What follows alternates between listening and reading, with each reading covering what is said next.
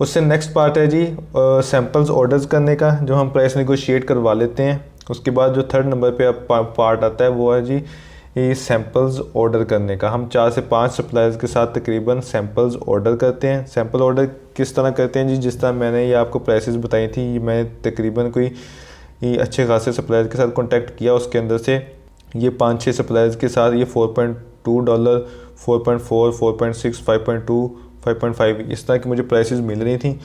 तो जो लास्ट वाले सप्लायर थे ना, मतलब कि सबसे लो प्राइस है, सबसे लो प्राइस 4.2, 4.4, 4.6 और 5.2, इनके साथ मैंने सैम्पल्स ऑर्डर किए। और सैम्पल ऑर्डर करने के बाद इन 4 सप्लायर्स के साथ और देखा जी कि किसका सैम्पल अच्छा है।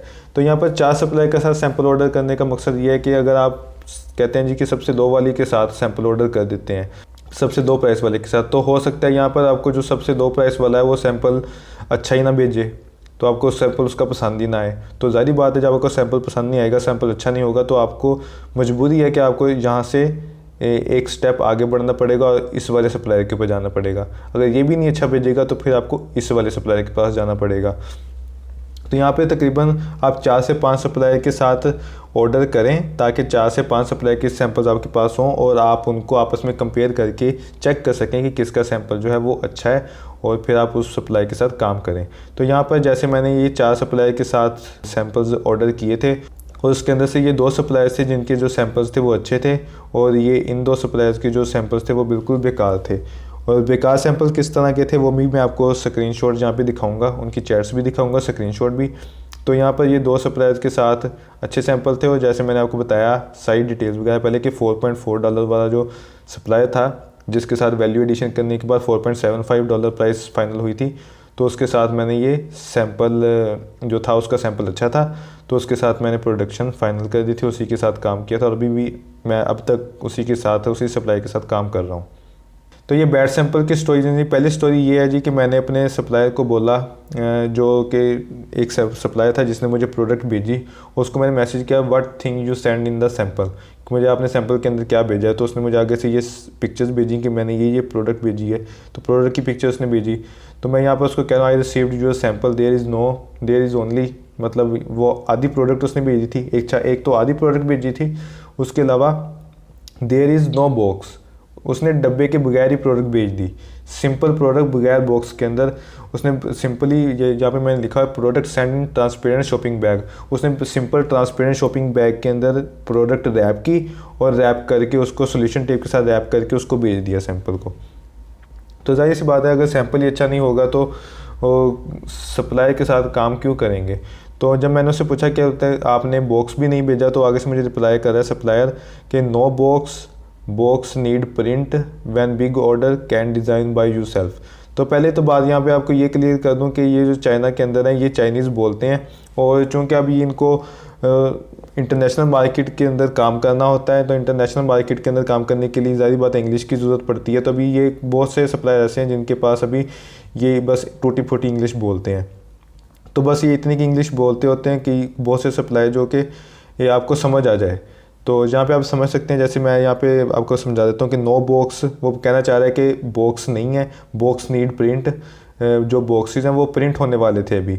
व्हेन बिग ऑर्डर, जब आप मेरे साथ कोई बड़ा ऑर्डर करेंगे, मतलब कोई 500-700 यूनिट्स का ऑर्डर करेंगे, can design by you self, मतलब आपके लिए हम स्पेशल ऑर्डर जब तैयार करेंगे 500-700 यूनिट का, तो फिर हम आपको बॉक्स डिज़ाइन करेंगे, फिर उसके अंदर भेजेंगे। तो ज़ाहिर बात है उसने जब बॉक्स ही नहीं भेजा, जो प्रेजेंटेशन थी सैंपल की जिसकी बेस के ऊपर ऑर्डर होना था, ऑर्डर फाइनल होना था, वही नहीं सही से भेजा, तो ज़ाहिर बात है रिजेक्ट करना ही बनता है यहाँ पे। तो इसके अलावा जो सेकंड स्टोरी थी वो ये हुई थी जी कि इसने भी बगैर बॉक्स की भेज दिया था, यहाँ पे I confirm this is the sample. तो ये मैंने इसको बोला इस सप्लायर को कि आपने जो सैंपल है वो सही नहीं भेजा। तो ये सप्लायर मुझे आगे से बोल रहा है कि आपने जो सैंपल्स मंगवाए थे वो कितने लोगों से मंगवाए थे। तो मैंने इसको सीधा सीधा बता दिया कि 4-5 सप्लायर से मैंने मंगवाए थे। तो वो ये बोलता है आगे से कि वो हो सकता है कि मेरा सैंपल ना हो, वो किसी और का सैंपल होगा। तो मैं यहाँ पर उसको बता रहा हूँ कि मैंने कंफर्म किया है कि ये जो सैंपल आया है वो आपका है और उसके अंदर product is shipped in paper, product जो है वो सिंपल पेपर के अंदर शिप हुई है। तो इसका मैं स्क्रीनशॉट भी अब आपको दिखाता हूँ। तो confirm from your shipping agent, तो शिपिंग एजेंट से मैंने इसको बोला कंफर्म करने को, और इसने जब शिपिंग एजेंट से कंफर्म किया तो हुआ ये कि जी ये मुझे आगे से बोलता है कि मेरा जो शिपिंग एजेंट है उससे जो बॉक्स है वो ख़राब हो गया था, चूँकि उससे बॉक्स ख़राब हो गया तो उसने किसी पेपर के अंदर पैक करके भेज दिया। तो ज़ाहिर सी बात है, अगर ये सैंपल के अंदर मिस्टेक हो सकती है तो आगे बड़े ऑर्डर के अंदर जाके मिस्टेक हो सकती है, और बड़े ऑर्डर के अंदर तो हम वैसे ही अफोर्ड नहीं कर सकते कि कोई भी किसी किस्म की इस तरह की मिस्टेक हो, ताकि ज़ाहिर बात है इतना ज़्यादा इन्वेस्टमेंट करने के बाद अगर इस तरह की मिस्टेक्स हों तो वो पैसे ज़ाया होने वाली बात होती है, नेगेटिव रिव्यूज़ आ सकते हैं। तो इस वजह से हम ये ऐसे काम नहीं करते, सैंपल के अंदर ही इसको आइडेंटिफाई कर लेते हैं।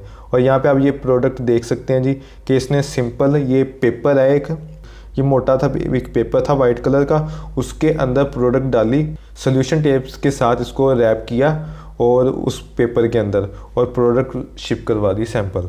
तो इस तरह के जो बैड एक्सपीरियंसेस हैं वो होते हैं, ये आपके साथ भी होंगे आप जब काम करेंगे, और ये रूटीन का पार्ट है, कोई मसला नहीं है। आपको सही भी लोग मिलेंगे, ख़राब भी मिलेंगे, लेकिन एट द एंड आपको एक सप्लायर ऐसा मिल जाता है जो कि बेस्ट हो, और फिर आपने ये वन टाइम आपकी होती है, वन टाइम आपने सप्लायर ढूंढना होता है, वन टाइम एक दफ़ा सप्लायर आपने ढूंढ लिया और उसके बाद फिर आप उसके साथ रेगुलरली काम करते हैं और फिर काम चलता रहता है। यहाँ पर सैंपल्स तक हमने सारी डिटेल्स देख ली जी कि सैंपल्स जब आपके पास आ जाएं सैंपल फाइनल कर लें। अब आपने यहाँ पर एक सप्लायर फाइनल करना है। सप्लायर कैसे फाइनल करना है? जिसका सैंपल सबसे अच्छा होगा, जिसकी प्राइस कम होगी, और प्राइस कम होने के साथ साथ सैंपल भी अच्छा हो, और उसके अलावा वो कोऑपरेटिव हो, टाइम पे रिप्लाई करता हो, आपको ज़्यादा से ज़्यादा बेनिफिट्स दे। तो इन सारी खसूसियात के ऊपर आपने एक सप्लायर फाइनल करना है। तो जैसे ही आपका एक सप्लायर फाइनल हो जाए तो उसके साथ ही आपने प्रोडक्शन की तरफ जाना है।